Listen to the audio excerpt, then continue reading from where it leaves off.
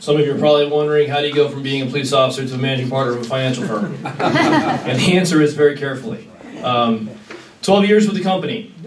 Started out as an advisor and worked my way up through the ranks. Over the last 12 years, I've held corporate vice president in charge of Pacific agencies, which oversaw 30 offices, 120 managers, and over 5,000 advisors. Currently in the Silicon Valley, we have over 100 advisors. We manage almost $1 billion of assets, and we represent 26,000 clients. So, very big operation. So there's good days, there's not so good days, and everything in between.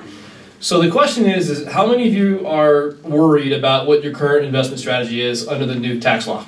By show of hands. Anybody? One person, two people? Okay, perfect. Because don't be worried about this at all. When you look at your investments, the investments is more of a long-term effect. Now, if some of you are getting ready to retire, I would say you're actually in pretty good shape because you get to take money out of your qualified plans at a discounted rate. I will tell you with great confidence, even with people who are in AMTs and clients we're working with, on average, we're seeing anywhere between a $5,000 and $8,000 of tax-deducted income coming back to them. And that includes me. I was in the AMT last year, and I'll be in the AMT under the new current tax structure, and my tax liability is actually going down. All right? So, don't panic. The thing is you get together with a good CPA, you take a look at your investments, and you have to understand that it's a long-term objective, not a short-term objective. Well, let's put some things in perspective. Number one, I'm not a CPA. I'm not a tax advisor.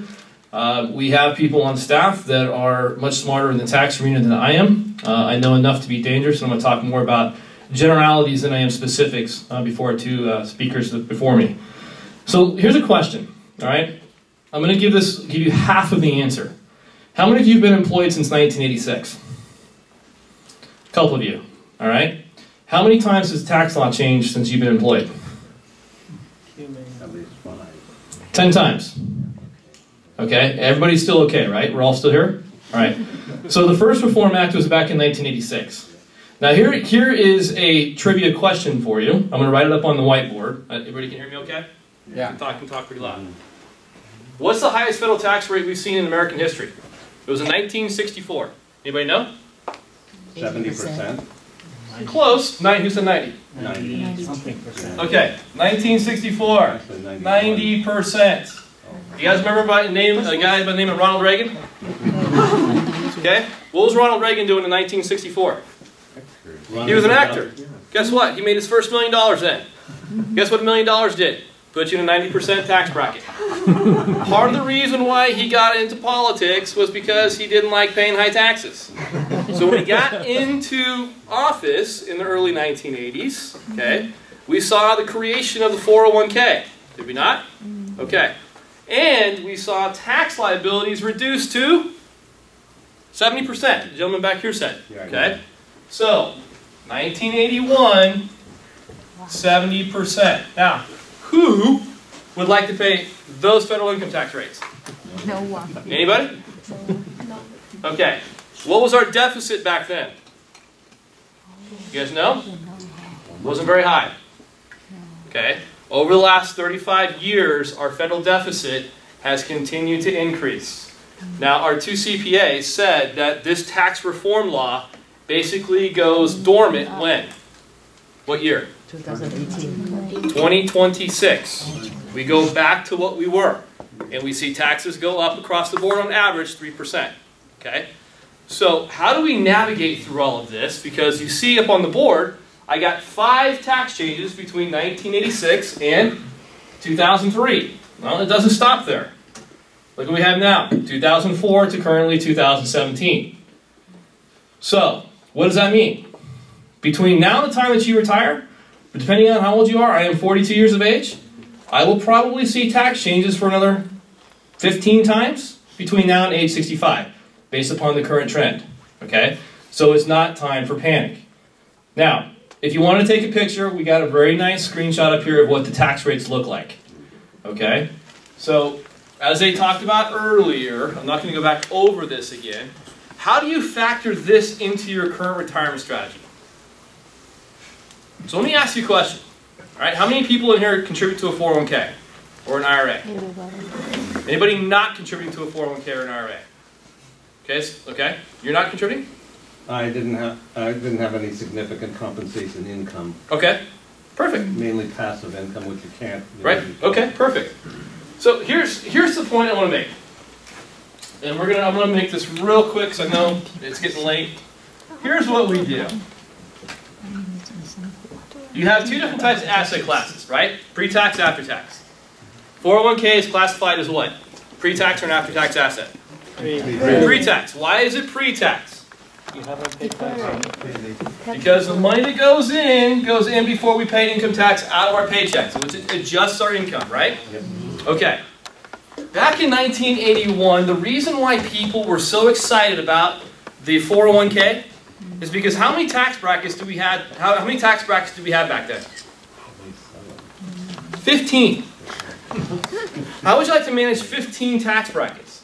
70 being the highest, 15 being the lowest, and there's your 15 in between. Okay, so depending on how much income you made is where you fell on the tax grid. I remember, okay, 1981, I was 8 years old. Right? Not to age myself here, for some of you. My dad was a foreman for PG&E. He actually got promoted. Okay? When he got promoted, I remember him coming home after his first paycheck because my parents were building their first house. Right? My dad was so pissed. He comes home, he slams the door, and I'm like, Dad, what's going on? He goes, I got my first paycheck. I said, well, that's a good thing, because you got a raise, right? We're going to like to Disneyland or something, right? He goes, no, I'm actually taking home less. What had happened was that his pay increase kicked him up a bracket, and because of that, he took home less. Let me share this with you, okay?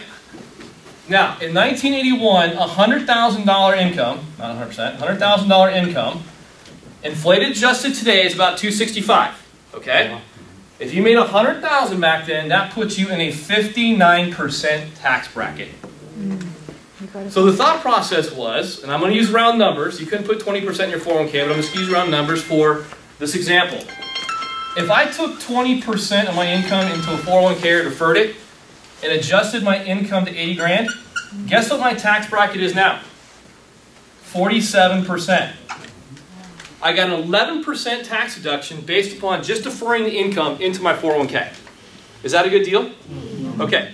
So the reason why I was putting money into my 401k back in the early 80s was so that I could defer my taxes during my highest tax earning years in hopes that when I go to retire, I'm going to take the money out in the lower tax bracket. That's why the 401k came into existence. But you know what's interesting is that most people don't understand how that concept works. For example, I use this joke all the time. So every single year, I'm an American family, right? We get together for Thanksgiving. Every year we do a ham, okay? Well, my mom used to cut the ends of the ham off before she stuck it in the pan and put it in the oven. So I said, Mom, why are you cutting? I was like 12 years old. Mom, why are you doing this? She goes, well, that's because of what your grandmother used to do. So I go into the room and I said, Grandma, I said, you're cutting the ends of the ham off. You're putting it in the oven. I was, well, what's going on?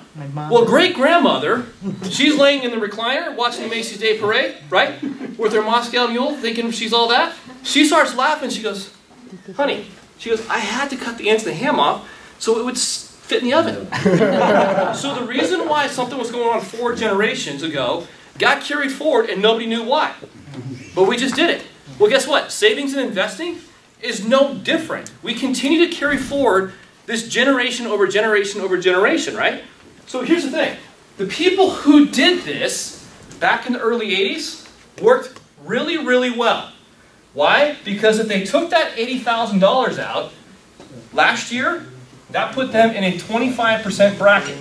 Now the good thing about, putting money in the 401k back then, you got the tax deferral, you got the tax deferred growth, and then when you went to retire, you got a massive tax savings on the distribution.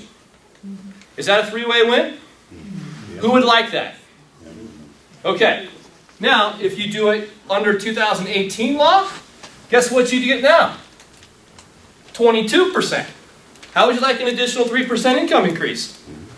Now, for those people who are retiring on fixed incomes, okay, and they're taking distributions on their 401k, this current tax law is awesome. They're loving it, okay? We got a lot of seniors coming in and saying, can I take additional distributions? I have my mother-in-law who is 73 years of age. She's got an IRA. She goes, can I take more income out? Why? Cost of living in the Bay Area, getting pretty up there, right? Yeah, absolutely. because your tax liability isn't going to change. In fact, you actually get to take more out because you're not going to be taxed on it as much as you were last year. That's a good thing, okay?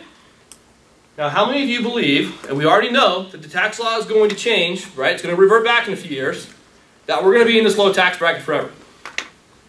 At what point is the federal government, regardless of what side of the aisle you're on, is going to wake up and realize that $20 trillion of national debt is not going to work?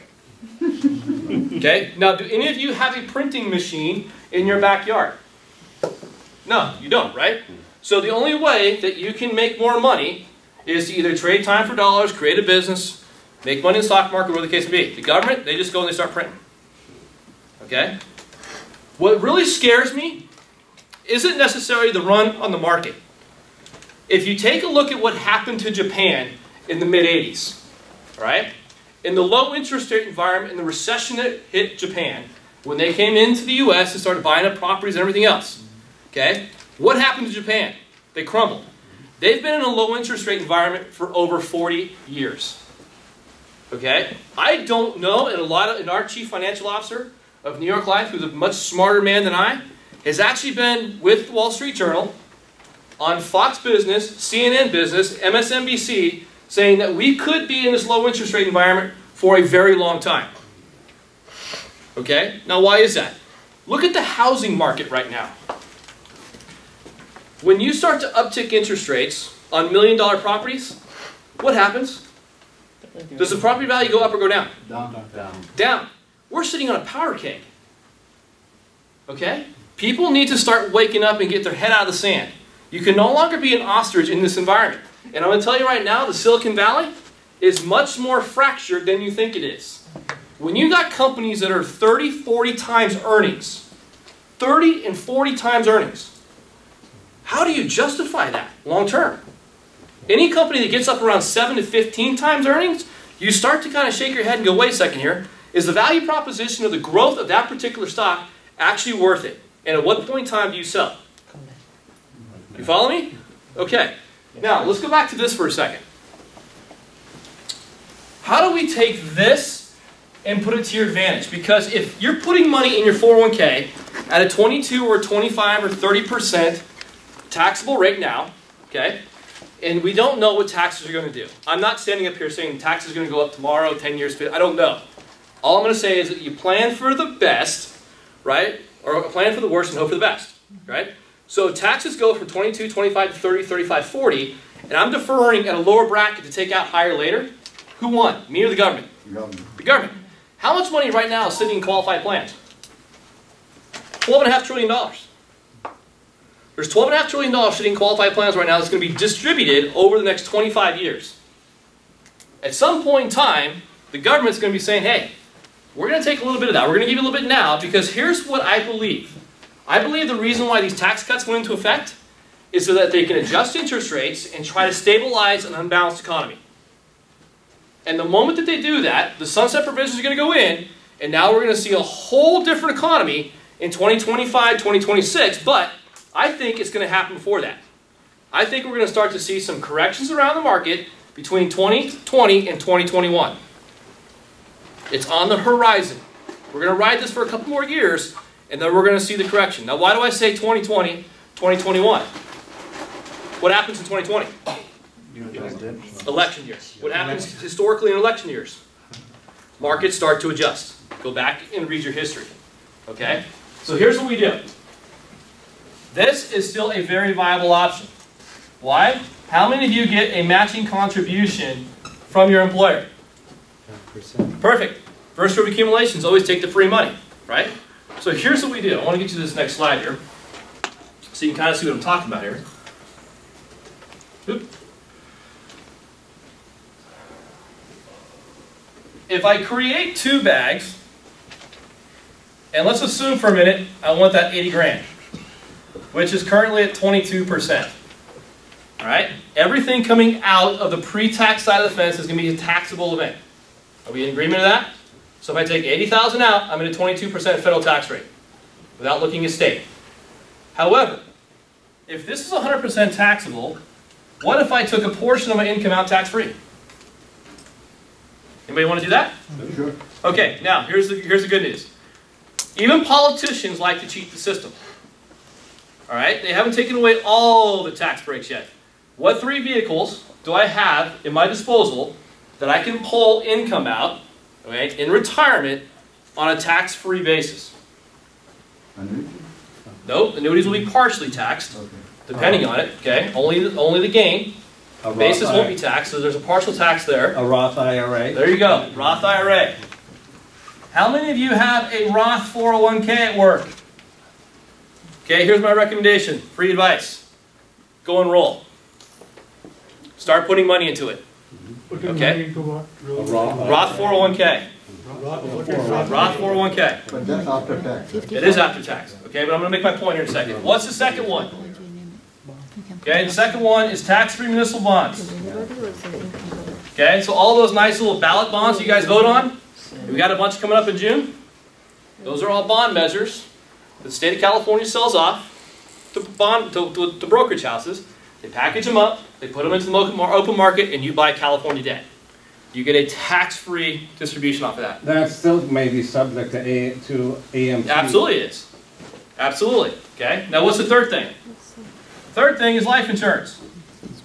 Those are your 3 vehicles. Okay. Now if I go like this and say, wait a second here, what if I took 40K here and 40K out of the after tax? What does my tax liability do now?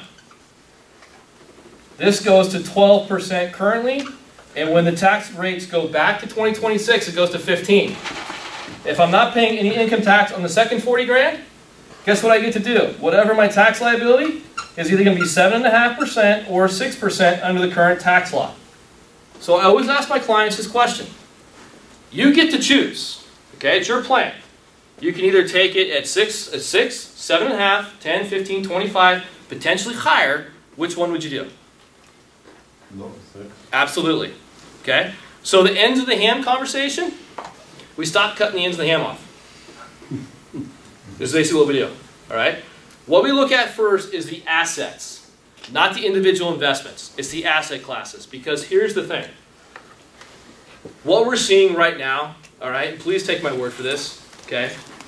People who are over the age of 65, 70% of people over the age of 65 are making less than $39,000 a year in retirement. How many of you can live on $39,000 a year in Silicon Valley? You can't. Okay, how many of you can live on $100,000 in Silicon Valley? Good luck. What does your income have to be, stated income, in order to qualify for $1 million loan, a mortgage loan right now in Silicon Valley? Anybody know? $150,000. That's just to get in the game. So we're in a totally different time. And what we see, and all you have to do is go to a Walmart, go to a McDonald's, a Target, and who do you see working either greeting you or behind the counter? Old people. Someone over the age of 65. And I'm going to tell you right now, the majority of them are not there because they want to be there. They're there because they have to be there. If you're not going to at least look at whatever your current income is, I'm going to take nice round numbers. If you're making $100,000 a year, if you go with anything less than 80% of income in retirement without inflation adjustment, you ready for this? You got a 52% probability you'll run out of money before you die. 52%. Okay? You guys always heard the added saying that you take a 4% distribution on your assets accumulated and you should be okay? Not anymore. Guess what they're saying now? Anything more than 3%, you're still at a 42% probability of running out of money before you die. Why? Because we're seeing market mood swings, market volatility. Okay? The market volatility that we're seeing right now is short-term profit taking. The trading volume today in the market is less than what it was in the early 90s. There's less people trading today than it was in the early 90s. Why? It's the institutional investors and the mutual fund companies that basically control the markets. Us as individual investors, we basically don't have the control to manipulate the markets. The big boys do. And that's fact. So you have to protect yourself by being balanced within your assets. Not worrying about individual investments and not so much worried about market gain. I can actually show you a 25% average return and you would make no money. Mutual fund companies do this all the time. You have to look at your statement, you have to look at your gain, you back out your principal, what you put in, and then you do the math. And there's your real rate of return. Okay? So whatever you do, you have to be in the driver's seat. If it's with us, if it's with somebody else, you got to be in the driver's seat. You got to take control of this. Okay? Because from a long-term perspective, no matter what the tax rates do, as we've seen, multiple changes over the last 30 years, it's always going to fluctuate. Therefore, if you have a well-balanced plan, you get to choose no matter what happens with the federal government and whatever fiscal policy they decide to do. Okay? So, it's 8:20. I think we were supposed to end at 8 o'clock, correct? No, 9. Oh, 9 o'clock. Oh, I got 40 minutes. 8:30. I could go all night. Okay, very simple concepts. So here's the big picture. End of game, how much money do you have to save to get to the point of retirement? We start with the end in mind. All right? So if that's $2 million or $3 million of assets, in order to make 80 or 90% of your total income, we take the total number and then we